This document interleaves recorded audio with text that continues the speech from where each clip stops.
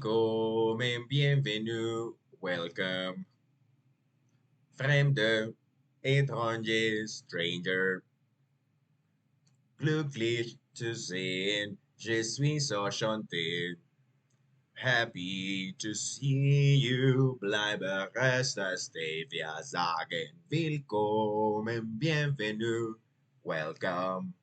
Im cabaret, oh cabaret, tu cabaret. Y entonces recuerden que what good is sitting all alone in your room? Come hear the music play.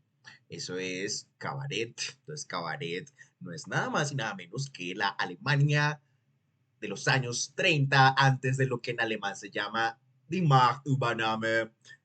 Die Machtübernahme es la palabra en alemán que se utiliza para la toma del poder. La toma del poder de los nazis en el año de 1933 en alemán, eso se llama Die Machtübernahme. Entonces, Cabaret es por ahí en el 30-31. Entonces ahí canta Liza Minnelli. Ella hace una canción que se llama Mein Herr, ¿ok? Entonces allí es todo el Berlín de antes de los nazis y todo eso. Hemos dicho varias veces que eso es una época de fantasía recurrente en los europeos modernos. Ellos se sueñan con con su territorio antes de que pasara eso que pasó allá. Y eso lo expresan en las películas. Es una fantasía recurrente en los europeos. La Alemania antes de los nazis. Entonces, bueno, vamos a ir a esos espacios de habla alemana. Vamos a hablar de los nazis, vamos a hablar del nacionalsocialismo y de un montón de cosas que atañen los espacios de habla alemana. Y bueno, pues todo eso lo aprenderemos mediante el mero acto de traducir. La quinta habilidad del lenguaje después de leer, escribir, hablar y escuchar. Las cuatro habilidades, lo que los profesores de alemán llaman Unterfertigkeiten, ¿ok? La quinta habilidad del lenguaje es el acto de traducir. Así de simple. Entonces vamos a hablar de autores, vamos a hablar de textos y vamos a hablar de comentarios en torno a una estrategia puntual de aprendizaje y enseñanza de lenguas extranjeras. El mero acto de traducir. Un podcast es de hacer series, como hemos dicho varias veces, así que, bueno, la primera serie que hicimos fue estudios de traducción, propusimos unas traducciones de diferentes textos, hicimos análisis de las diferentes técnicas y los diferentes procedimientos de traducción que fueron aplicados allí en la literatura que escogimos, ¿sí? Entonces, eso es una serie de 12 episodios, ¿sí? Una serie de 12 episodios que aún debemos completarla. Pueden encontrarlo hasta el episodio 11. Está allí expuesto en el podcast para que vuelvan y escuchen todo el contenido. Nos falta cerrar esa serie con el episodio 12. Y el episodio 12 no es nada más y nada menos sino Alemania, la segunda parte del viaje a Alemania. Ya hicimos la primera. Allí mencionamos algunas cosas que las dejamos ahí gratis, otras cosas las vamos a hacer de pago, ¿ok? Sin embargo, se hizo allí ya el episodio 11. Falta hacer el episodio 12 y eso completa esa serie. Vamos a hacer un recuento por esa primera serie de traductología que hicimos allí. Y bueno, pues vamos a empezar también a hacer una serie de libros. Vamos a hablar puntualmente de la literatura, ¿sí? Estoy escribiendo una serie que se llama 10 libros de traductología. Entonces, el primer libro que vamos a analizar es 12 años con Hitler. Es el 12 Jahre mit Hitler, como ustedes bien lo saben. Ese fue el primer texto que analizamos en el primer episodio de esa serie. El episodio número uno se dedicó a la noción de las técnicas de traducción y analizamos algunas traducciones que yo propuse de ese texto en alemán y analizamos qué procedimientos, qué estrategias de traducción fueron aplicadas allí para hallar las equivalencias en el texto en español. Así que, bueno, eso lo pueden ir a revivir. Ese es el episodio uno. Allí hablamos del texto 12 años con Hitler. Yo les quedé viendo, digamos, un chisme, entonces es lo que vamos a hacer. Vamos a completar por decirlo de alguna manera, el rompecabezas. Entonces, pues bueno, vamos a hacer la lectura de los libretos que hemos preparado para este episodio. Bienvenidos a Traductología. Como ya hemos dicho varias veces, este es el único podcast dedicado a la teoría y la práctica de traducción en Colombia. Hacer un podcast sobre traducción quiere decir que nos proponemos traducir varios fenómenos que vienen de otros espacios de habla. En el podcast pueden encontrar varios episodios sueltos y algunas series. Esto me recuerda al señor Lindsay, dijo una vez que es difícil seguir el contenido de él. Como mi contenido, así sucede con las obras digitales sonoras de las que son capaces los seres humanos en los tiempos del nuevo mundo que habitamos. Sin embargo, hay que seguir escuchando y escuchando hasta entender aquello que no entendemos. A veces parece que algo es un caos que no se puede entender y de repente aparece el orden, lo apolíneo, lo estricto. Es innegable que también podemos alcanzar el momento de plenitud en el cual las palabras transmiten sin ambigüedades el sentido de aquello que intentan comunicar. En otras palabras, cuando alcanzamos el momento en que la comunicación es exitosa. Pensemos por un momento en la palabra comunicación. Adivinen cómo se dice en alemán. Comunicación.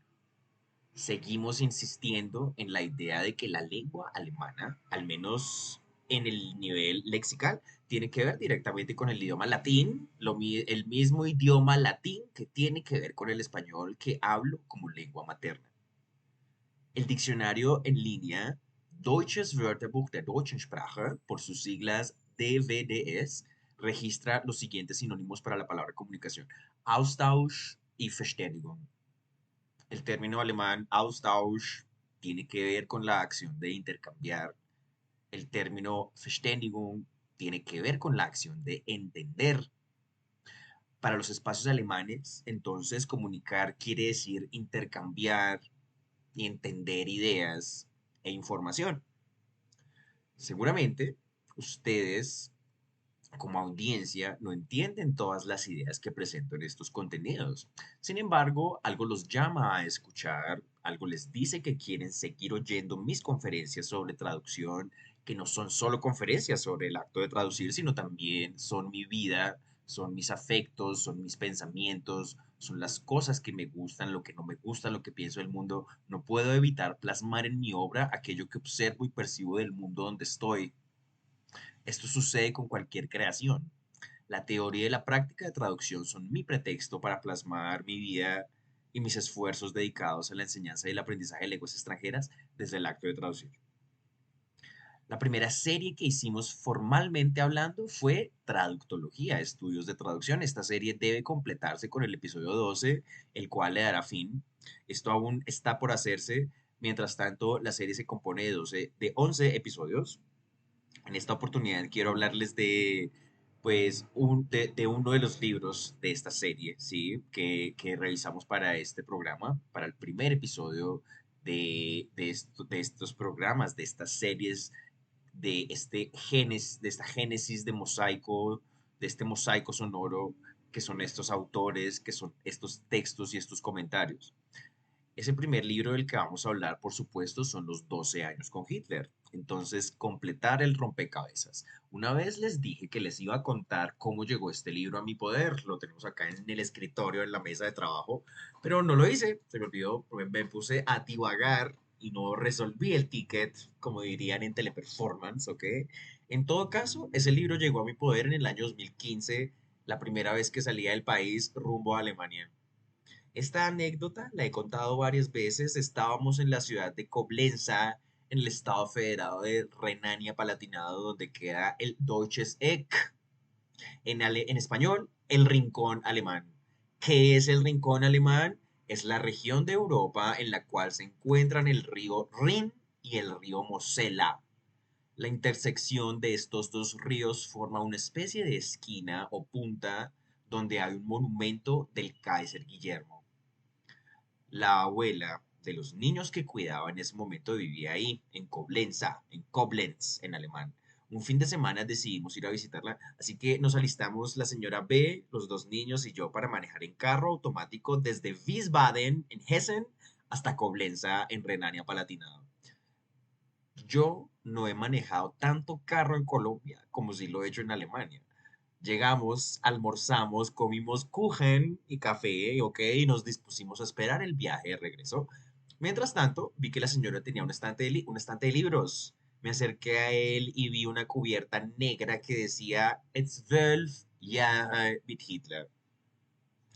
Lo tomé y al ver la carátula vi una imagen del Führer.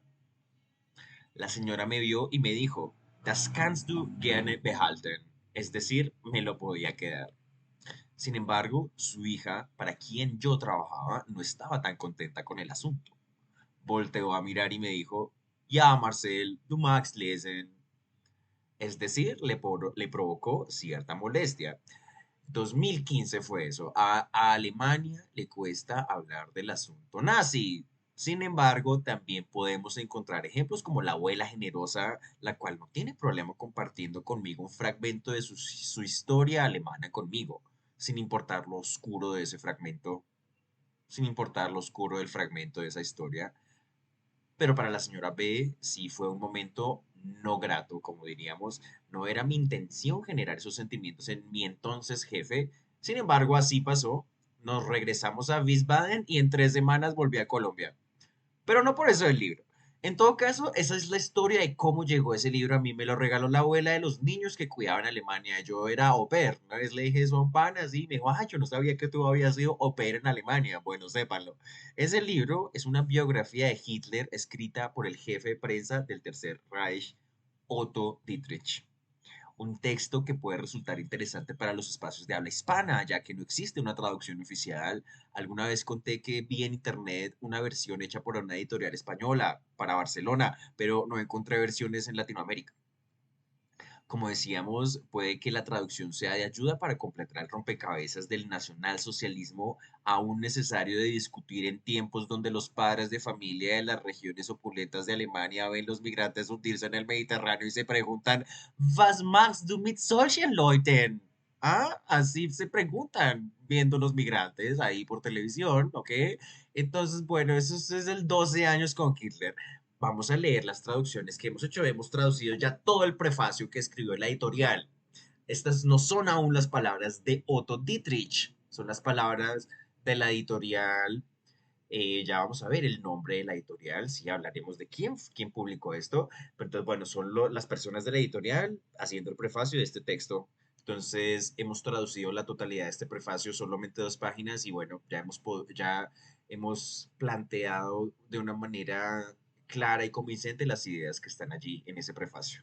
Y seguiremos traduciéndolo. Este puede ser el proyecto de nuestra vida, porque esto pues se lo queremos también mandar a Conchita Otero. Yo quiero enviarle un correo a Conchita diciéndole, mira, me gustaría traducir este texto, ir a Alemania otra vez, encontrar esta editorial que me den los derechos para poder hacer esta traducción y proponerla acá para Latinoamérica, para Colombia, y mediante esta traducción enseñarle traducción a otras personas interesadas en estos temas. No necesariamente temas del nacionalsocialismo, sino también temas de cómo traducir, temas de traducción de texto, de traducción escrita, como diría Amparo Hurtado. Así que el prefacio, ¿ok? La palabra alemana para prefacio es Vorwort. Entonces vamos a leer el Vorwort, vamos a leer el prefacio que hemos traducido para los espacios de habla hispana en Latinoamérica, ¿ok? Entonces, esto dice de la siguiente manera. Aquellos que se cruzaron por el camino de Hitler o incluso quienes fueron sus acompañantes han escrito mucho sobre él. Entonces, como ahora, se presenta necesario aclarar lo oscuro y lo sospechoso del Tercer Reich.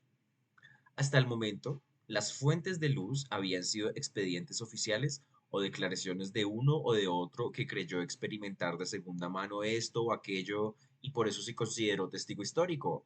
Algunas de estas declaraciones están entrelazadas con la intención de exculparse y por eso pierden importancia como fuente histórica de confianza. Los expedientes oficiales no terminan de explicar por completo quién fue el responsable y cuál fue la verdadera esencia de un sistema político, mucho menos si este es una dictadura.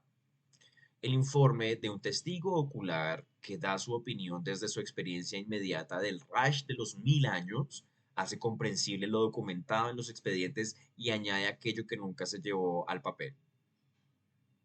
Ese testigo ocular es obviamente el señor Dietrich.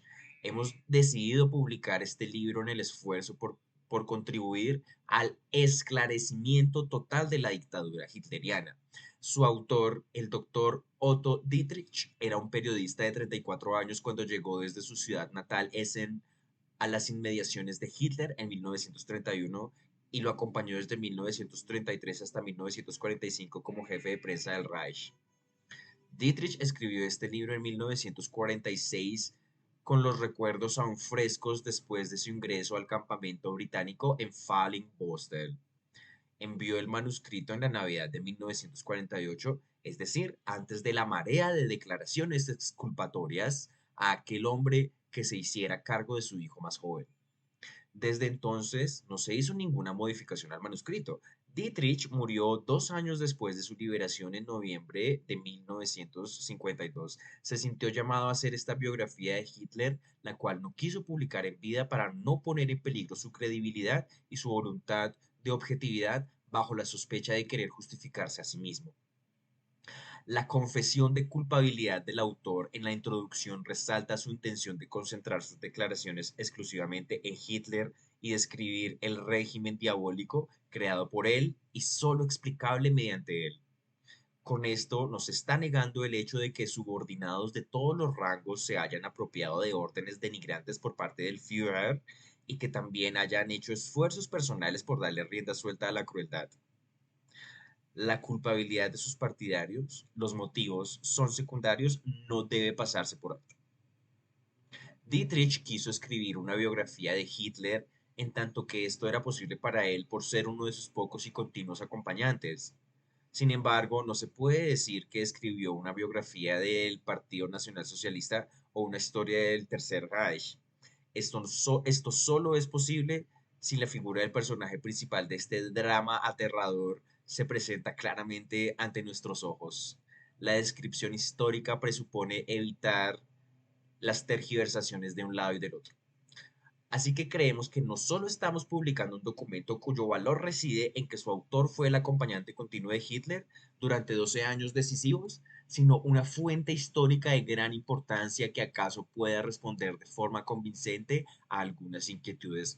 Múnich, enero de 1955, la editorial Isar Verlag, doctora Günther Olzok. Exacto, en ese momento se llamaba la editorial Isar Verlag, doctora Gunther Olzok. Hoy en día es la editorial Gunther Olzok, solamente se llama la editorial Gunther Olzok. Y bueno, esos serían ellos los que tienen los derechos de este texto. Entonces, ese es el prefacio de este texto que llegó a nuestro poder en el año 2015, en la ciudad de Coblenza, la primera vez que fui a Alemania persiguiendo Pispirispis y entonces uno perseguía Pispirispis en 2015 y es 2023 y parece que yo sigo haciendo lo mismo, sigo persiguiendo Pispirispis, yo quiero hacer parte del club y quiero ser parte de los cool y quiero estar en Alemania y hacer lo que veo que hacen otras personas a mi alrededor y yo no sé, yo me estoy cansando un poco de eso. Hay una frase de Aretha Franklin que dice, Stop trying to be someone you are not. Tienes que dejar de pretender ser alguien que no eres. Entonces, por ser de los cool y no dejar quedarme atrás en el conteo de la historia, entonces uno se va a Alemania a cuidar niños y uno se va con una gran esperanza de ver que de pensar que Europa es mejor que Colombia y que eso es mucho mejor allá y la verdad es que eso no es cierto, no podemos decir en voz alta que Europa sea mejor, no puedo trabajar con la idea de que la gente que está aprendiendo alemán para irse a Alemania, porque Alemania es más chévere que esto que estamos. No, no, ellos, ¿qué es Alemania? Hemos dicho esa frase antes. Alemania son acaso las máquinas de fan, son las máquinas de fan que a uno le parecen tan fantásticas. Y dice, wow, las máquinas de fan. Increíble, o sea, pues no sabemos muy bien qué es Alemania. Alemania es el papá viendo los noticieros y viendo los migrantes hundiéndose en el Mediterráneo diciendo qué haces tú con esa gente, con semejante gente, así, con esa frase, con ese lenguaje. Was machst du mit solchen Leuten en Alemania? Es eso, Austria es eso. Entonces, un personaje como lo es Hitler, recordemos que no viene de Alemania, sino viene de Austria, ¿sí? Viene de Austria, de un lugar que se llama en alemán Braunau am Inn. El Inn es un río que en el español se llama el Eno. Entonces, esa ciudad, Braunau, ok, esa ciudad, Braunau, en español yo la he bautizado con el nombre de Brunovia. Es una traducción que ustedes la van a escuchar aquí, así de simple. El que les hable de Brunovia del Eno, sí, la ciudad Brunovia del río Eno, a traducción de Marcel Forigo, hágame el favor, Brunovia del Eno. ¿Por qué esa ciudad es importante? Porque allá nació Hitler, así de simple. Brunovia del Eno. Entonces uno mira, entonces Brunovia del Eno, ¿dónde queda? Queda el río Eno, ¿cierto? Entonces usted mira, queda en todo en todo la orilla del río Eno y al otro lado que queda, Alemania. Eso es, o sea, digamos, usted nace en un punto donde hay un río y al otro lado de ese río que haya Alemania. Ese es el contexto de Hitler en la ciudad de Braunau am Inn. Entonces yo me preguntaba si por esa razón la propaganda marrón, lo que se llama Braun es propaganda, se llama Braun por el lugar de nacimiento de Hitler. Es incierto porque eso se llama Braun es propaganda. Un profesor que hizo C2 de alemán y que hizo DAF no sabría explicarme a mí por qué eso se llama Brown es propaganda y ni le importaría y ni qué pitos toca, así nada más. Entonces, bueno, ahí les digo, si solo concentramos los esfuerzos en la comunicación, el enfoque comunicativo de Communicative Ansatz Communicative Approach de los gringos, entonces nunca vamos a aprender cuestiones culturales que también inciden en la enseñanza y el aprendizaje de lenguas extranjeras. Eso lo pueden citar. Eso lo pueden citar. Si solo nos concentramos en que una lengua es solo para comunicar ideas, pues entonces estamos de no nada, apague y vámonos. Así, el enfoque comunicativo, hay mucha literatura en contra del enfoque comunicativo y hay empresas, institutos, escuelas que hacen un montón de cosas con el enfoque comunicativo y qué, o sea, es otra teoría, como lo es la teoría de traducción. Entonces es una pelea entre académicos y teóricos, a ver quién tiene la capacidad para debatir temas que atañen el aprendizaje y la enseñanza de lenguas extranjeras en Colombia. Se han conectado a los espacios donde interactúan las lenguas y los pueblos y las culturas, los espacios de habla hispana, de habla bogotana, de habla inglesa, de habla alemana, de un poquito de habla francesa, los espacios de las técnicas, de los métodos, de las estrategias de traducción, de las amplificaciones, de las omisiones, de las transposiciones, de las adiciones en los actos que hacemos cuando traducimos desde los espacios de Otero, Oxford, Bolaños, de un montón de autores, textos y comentarios dedicados a la quinta habilidad del lenguaje, el mero acto de traducir, la enseñanza y el aprendizaje de lenguas desde la estrategia puntual de aprendizaje que es la traducción. Si te encuentras en Colombia, puedes enviar una donación al número de Nequi 323-232-9394. Repito, si estás en Colombia y estás escuchando Traductología, el único podcast sobre teoría y práctica de traducción, te quedamos infinitamente agradecidos por cualquier aporte, cualquier donación. Si estás en Colombia, puedes enviarme una donación al número 323-232-9394. 323-232-9394 donaciones a Neki para el podcast que se llama Traductología en Spotify.